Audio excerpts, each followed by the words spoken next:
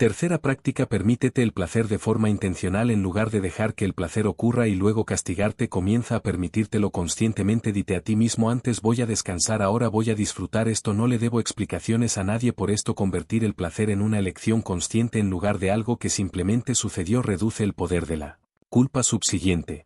Cuarta práctica: observa sin actuar. Cuando llegue la urgencia de compensación, esa necesidad de ser productivo inmediatamente después del placer, reconócela como parte del patrón y no actúes desde ella de inmediato. Permanece con la incomodidad durante unos minutos, disminuirá y cada vez que no obedeces al patrón lo debilitas un poco. Sentir culpa después del placer no significa que seas débil, no significa que haya algo mal contigo, no significa que necesites controlarte más o permitirte menos. Significa que en algún momento de tu vida alguien o algo te enseñó que el placer es peligroso, que necesitas merecerlo, que sentirse bien es sospechoso.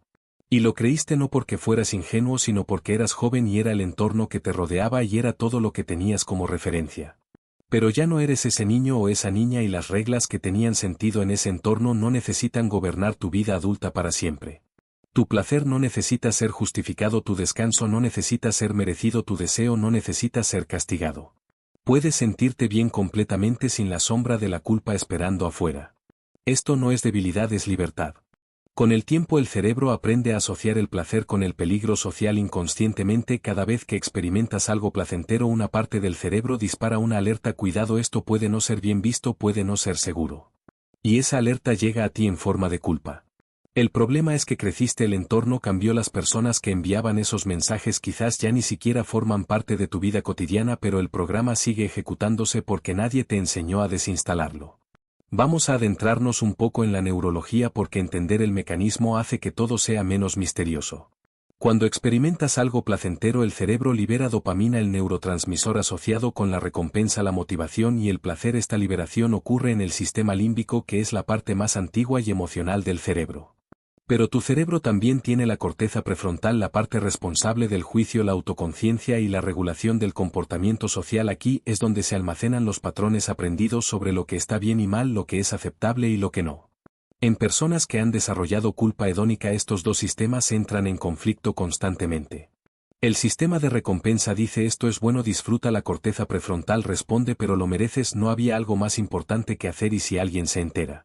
Este conflicto genera una respuesta de estrés. El cortisol, hormona del estrés, comienza a liberarse y la sensación física que conoces como culpa es en parte exactamente esa respuesta de estrés ocurriendo en tu cuerpo. En otras palabras, tu cerebro literalmente trata el placer como una amenaza. No porque el placer sea peligroso, sino porque en algún momento de tu historia te enseñaron a tratarlo así. Aquí hay algo importante: la culpa hedónica no siempre llega con la palabra culpa escrita en la frente. Es experta en disfraces y reconocer estos disfraces es fundamental para dejar de ser controlado por ella.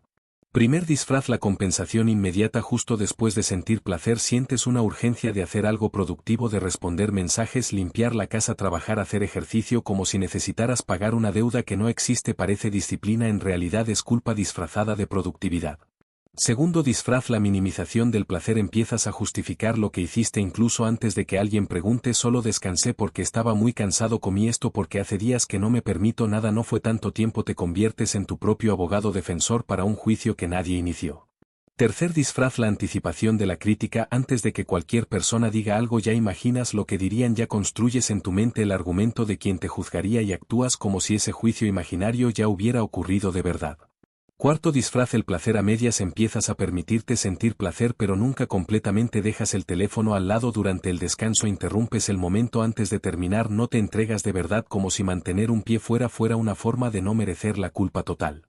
¿Reconoces alguno de estos patrones en ti? Aquí hay algo que la psicología descubrió y que cambiará la forma en que piensas sobre esto.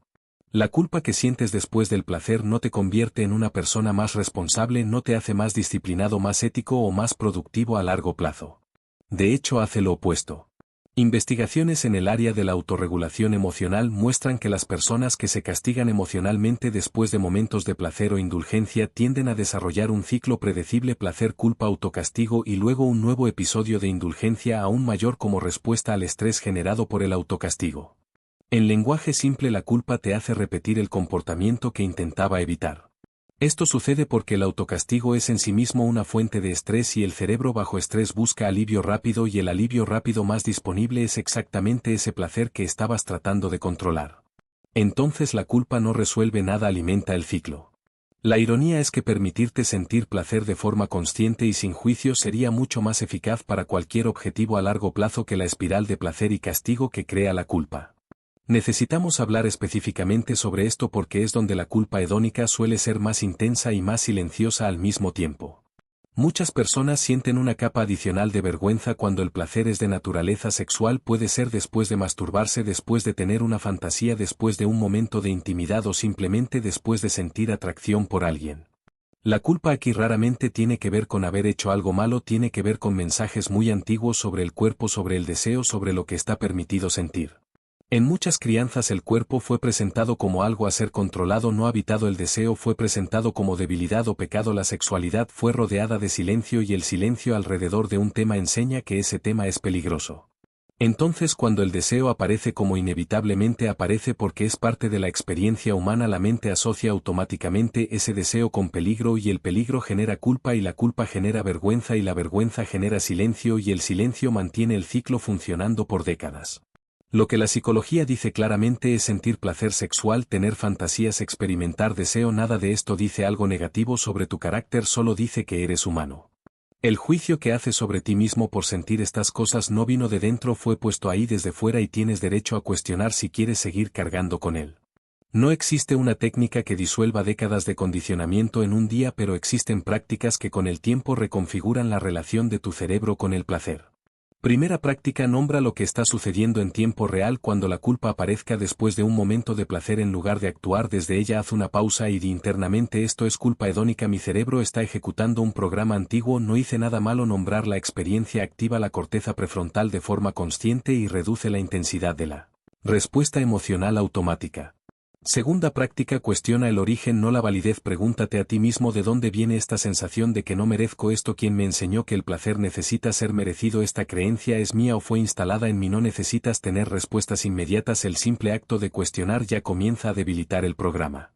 Tercera práctica: permítete el placer de forma intencional en lugar de dejar que el placer ocurra y luego castigarte. Comienza a permitírtelo conscientemente, dite a ti mismo: antes voy a descansar, ahora voy a disfrutar esto, no le debo explicaciones a nadie por esto. Convertir el placer en una elección consciente en lugar de algo que simplemente sucedió reduce el poder de la culpa subsiguiente. Cuarta práctica: observa sin actuar cuando llegue la urgencia de compensación, esa necesidad de ser productivo inmediatamente después del placer, reconócela como parte del patrón y no actúes desde ella de inmediato. Permanece con la incomodidad durante unos minutos, disminuirá y cada vez que no obedeces al patrón lo debilitas un poco. Sentir culpa después del placer no significa que seas débil, no significa que haya algo mal contigo, no significa que necesites controlarte más o permitirte menos. Significa que en algún momento de tu vida alguien o algo te enseñó que el placer es peligroso, que necesitas merecerlo, que sentirse bien es sospechoso. Y lo creíste no porque fueras ingenuo, sino porque eras joven y era el entorno que te rodeaba y era todo lo que tenías como referencia. Pero ya no eres ese niño o esa niña y las reglas que tenían sentido en ese entorno no necesitan gobernar tu vida adulta para siempre. Tu placer no necesita ser justificado, tu descanso no necesita ser merecido, tu deseo no necesita ser castigado. Puedes sentirte bien completamente sin la sombra de la culpa esperando afuera. Esto no es debilidad, es libertad.